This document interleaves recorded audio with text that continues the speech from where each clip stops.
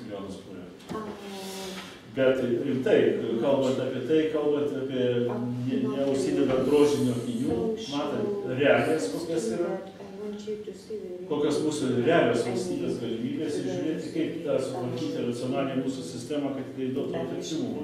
Ir aišku, čia mes kalbame, pabaigai noriu pasakyti, čia aš paliečiau tik tai tą temą, tokią piniginę temą.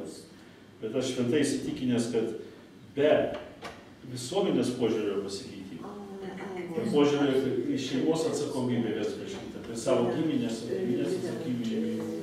atsakomybę, bendruomenės atsakomybę, sugrįžimo prie tų senų vertybių, nes nieko. Pinigai nieko čia nesužais.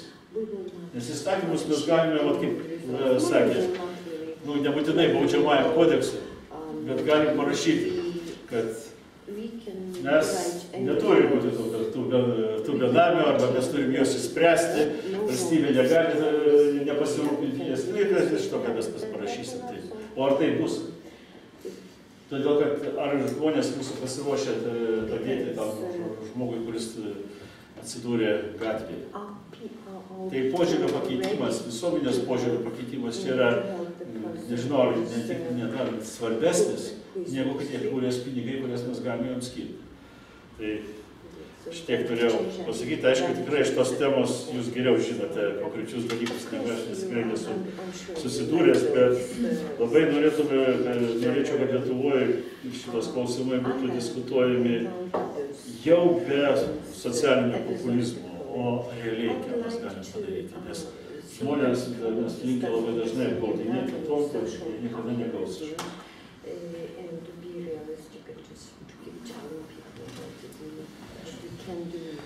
Tai aš savo ruoštų mėginu taip, drįsiu kažkiek apibendrinti ir man atrodo galėsim tada pailsėti, nes toks išsamus ir platus ratas buvo.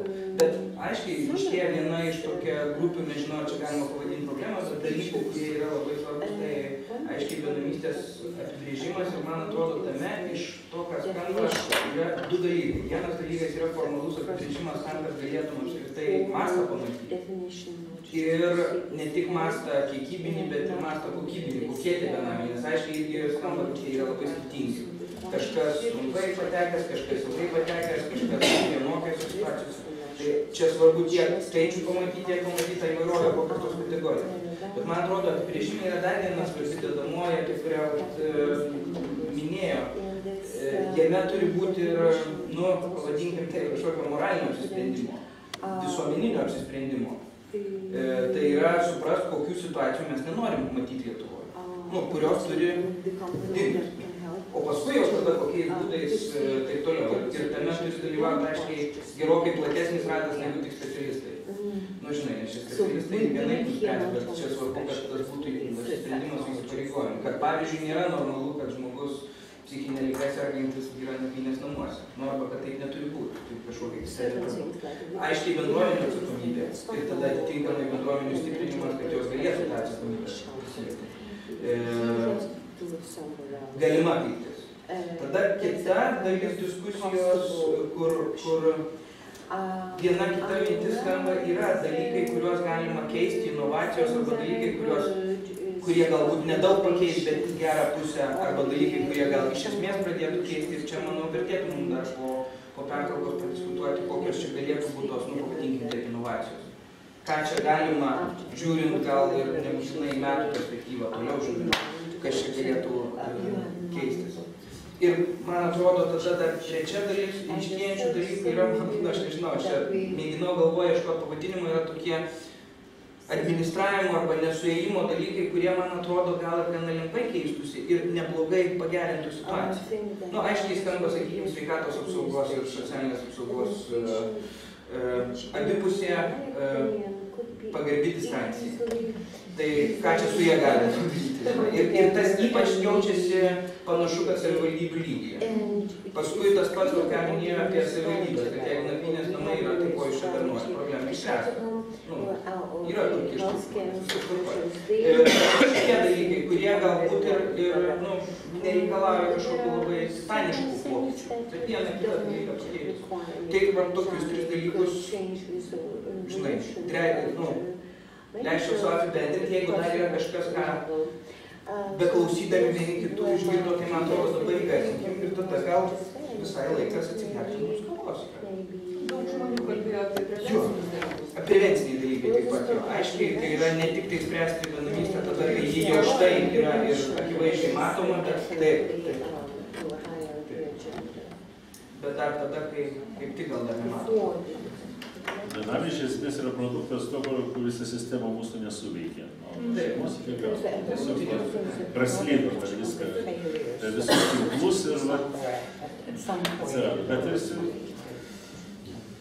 čia yra kompleksas visko. Negali vien tik tai klausimų benamiai spręsti. Čia yra tik pasiekmė, o iki to viskas atsirado. Can I say something about prevention? Yes, please. Yes.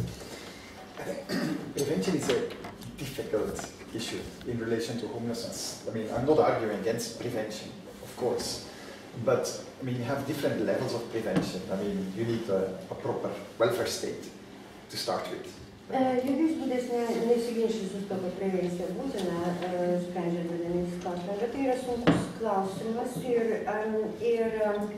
prevencija taip pat priklauso ir nuo tam tikro socialinės apsaugos lygio valstybėje.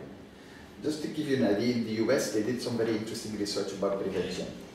They came to the conclusion for every 100 homeless people in shelter or rough sleeping, there is 125 people that feel that they might be homeless sometime. Amerikoje buvo padarytas labai įdomus tyrimas ir ten buvo skaičiuota, kad jeigu yra 100 benamių žmonių, kurie gyvena kokiuose nakvynėse, prieglaudos namuose, tai ir statistiškai yra 125 tokie žmonės, kurie galvoja, kad labai artimiausiu metu jie gali susidurti tokie pačiu dalyku. These 125 people have quite similar profiles, but only a small minority of them actually become homeless. And it's extremely difficult to find out what exactly in relation to the profile leads to homelessness. 625 asmenys yra labai panašių tokių socialinių ir kitokių charakterių profilio, kaip ir tie 100, kurie gyvena socialinėme būste arba prieglaudos nakvynės namuose. Ir iš tų 125 tik labai nedidelė dalelė iš tikrųjų tampa benamiais. Ir yra nepaprastai sunku apibrėžti, kas yra tas veiksnys arba tas daromoji jėga, dėl kurios kai kurie iš tų 125 žmonių tampa benamiais. So, I mean, if you talk about money, I mean, the argument to say that prevention is necessarily cheaper is a difficult one to make in relation to homelessness. It's an arguable It's a difficult argument to make. Okay. Jeigu kalbate apie pinigus ir norite pasakyti, kad pinigai vaidina didelį vaidmenį užtikrint prevenciją nuo bedarbystės, tai galiu pasakyti, kad yra labai ginčytinas. But there is obvious things you can do, absolutely obvious things in relation to prevention. For instance, to stop people being discharged from institutions into homelessness. Bet yra labai akivaizdų dalykai, kuriuos jūs galite padaryti, užtikrindami benamystės prevenciją. Tai yra nutraukti tą praktiką, pagal kurią žmonės iš institucijų yra siunčiami į... I'm talking about prisons, hospitals, mental health institutions, youth care institutions, etc. Aš kalbu apie kalėjimus, ligoninės, psichikos sutrikimų, gydymo įstaigas ir kitokias institucijas. It's a fairly easy exercise in data collection because you know where the people are. You can ask the institutions to survey the people and ask them before release, say 2 months before release, 3 months before release, do you have a place to go to? If they don't have a place to go to, they're homeless and you know you have to intervene. It's easy, you know where they are, so the prevention is easy. Sakyčiau, kad prevencija šitoje srityje gyventinti yra labai nesunku. Ir labai nesunku surinkti duomenis, kadangi jūs žinote, kur yra tie žmonės. Jie yra kalėjime, ligoninė ir kažkur. Jūs galite 2 mėnesiams iki jų paleidimo iš tokių institucijų tiesiog atlikti kažkokią apklausą ir paklausti, ar jūs žinote, kur jūs eisite, po to, kai būsite išleistas. Jeigu jis iš karto pasako, jisai nežino, jis neturi kur eiti, tai automatiškai jisai bus jo benamis ir tai yra tas sritis, į kurią jūs galite įsikišti. O tokius žmonės rasti yra labai nesunku, nes jūs žinote, kur jie yra. So my message is basically, let's not be naive about prevention, but there is certain things in the area of prevention that are so targeted to homelessness that it makes sense to start there. Taigi, mano baigti norėčiau tai, kad nereikia, aišku, būtinai vien ir galvoti, kad prevencija yra kažkokia ypatinga priemonė, tačiau ir šioje srityje yra tam tikri aspektai, kurie galėtų būti naudingi ir prisidėti prie problemos sprendimo. Give me 1 more minute to say something. Because I have the impression from a distance, I don't claim to be expert about what happens in Lithuania, but I have the impression that there is almost an inevitable cycle in relation to homeless policies. It starts with providing shelter. So there is an urgency, you have to provide shelter. Aš jokiais būdais negaliu pasakyti, kad aš ekspertės esu gerai žinau, kas vyksta Lietuvoje, tačiau iš to, ką girdėjau, man susidarė įspūdis, kad Lietuvoje yra neišvengiamas tam tikras užburtas ratas šitoje srityje. Ir jisai prasideda nuo nakvynės namų arba tokios nakvynės suteikimo. Iš karto, reiškia, yra problema, iš karto jam suteikiama yra vieta nakvynės namuose. Policymakers, they cannot get away with letting people freeze to death during the winter. So shelter is happening. Aišku, politikai niekaip negalėtų pateisinti savęs arba išsisukti nuo atsakomybės, jeigu jie leistų žmonėms žiemą sušalti gatvėje. Taip jie pasirūpina tuo, kad jie gautų kažkokią stogą virš galvos. But at some point, the shelter system will say, we don't have enough beds, we need more beds, because there is more demand, so the size will increase. Tai kad nakvynių namų sistema tam kažkurio momentu vis tiek pasakys, mums reikia plėstis, mes neturime pinigų, mums reikia daugiau vietų. At some point, the shelter system will say, yes, but we need to provide better quality. It's impossible to put people in such bad quality, so we have to increase the physical quality, but not only that, we have to also professionalize. Ja, ir tas, kaip mes turime fiziškai plėstis, o vėliau kažkurio tai metu tokia nakvynių namų sistema pasakys, kad mums reikia geresnės kokybės, ne tik tai didesnių patalpų ir daugiau vietų, bet mums reikia geresnės kokybės, mums reikia profesionalų dabar, kad galėtume So we need more social workers, better social workers, we need shelters adapted to the profile of the people, we need men separate, we need women separate, we need separate for families with children, etc. etc. Sakys, mums reikia daugiau darbuotojų, mums reikia aukščiau kvalifikuotų darbuotojų, mums reikia nakvynės namų, kurie yra pritaikyti skirtingiem gyvenimo profiliam, tai būtų vyra, moterim, tai yra šeimos su vaikais, be vaikų ir taip toliau, kad būtų tas sąlygos pritaikytos pagal kiekvieno benamio gyvenančio charakteristiką. And then of course we have to give the impression to people that they move on to somewhere. So you need short stay shelters, longer stay shelters, very long stay shelters, etc. Ir aišku, mes turime sudaryti tokiam žmonėm įspūdį, kad jie daro kažkokią tai pažangą. Tai tada mes turime turėti trumpalaikę apgyvendinimo namus, tokius vidutinio laikotarpio, ilgo laikotarpio ir taip toliau. And then you arrive to a system that has never focused on the outflow out of the system, but the quality of the system itself, and you arrive at a situation like they have in France.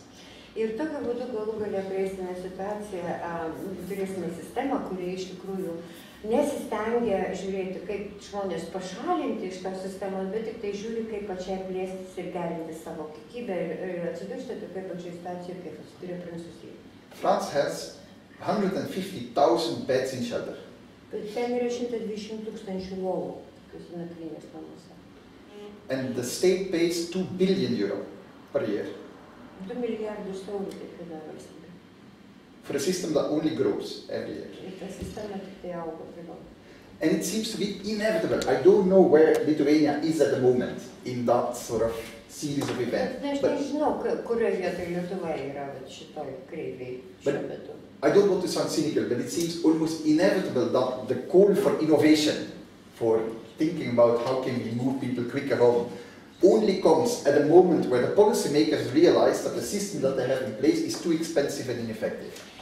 Bet mano supratimu, tai yra kažkokia neišvengiama tokia linija ir atrodo, kad noras įgyvendinti kažkokias inovacijas ir kvietimas tai daryti pasigirsta ir atsiranda tik tai tuo metu, kai politikai jau supranta, kad jie yra sukūrę ir išvystę tokią sistemą, kuri gali toliau tik tai plėstis, toliau įploti iki. Just to give you an idea, in France, the cost for a shelter bed is substantially more than the minimum income for a person. Galėčiau pasakyti, pavyzdžiui, Prancūzijoje vienos lovos nakvynės namuose išlaikymas kainuoja daugiau negu minimalus dirbančio žmogaus. I think Lithuania has the chance to try and jump the process and think of a solution which might be more expensive than the current situation, but which is definitely less expensive than if you keep that process and compared to what you will pay for the homeless shelters in 10 years. Ir aš manau, kad Lietuva yra dabar toje situacijoje, kur galėtų taip tai peršokti vieną laiptelį ir pagalvoti apie kažkokį tai sprendimą, kurį leis išeiti iš tos sistemos. Tas sprendimas gali būti, atrodyti šiandien brangesnis, bet jis bus tikrai pigesnis negu sistema, kuri nuolat plėsis ir augs ir reikalaus vis daugiau ir daugiau lėšų. Sorry to be a bit simple, but it's... Aišku, tai yra supaprastintas toksai. Unfortunately, we are right. Our system is the same. Cost more than middle city. Tai laikas turbūt mums dabar atsigert kavos su šitą mintim, šiek tiek pailsėti ir tęsim toliau. Arba tam juokai, žinai, šiandien smagai dar tęsim toliau. Noriu paklausti, kadangi Europos pinigai pažinčia šitą diskusiją. Tai noriu paklausti, ar visi užsiregistravote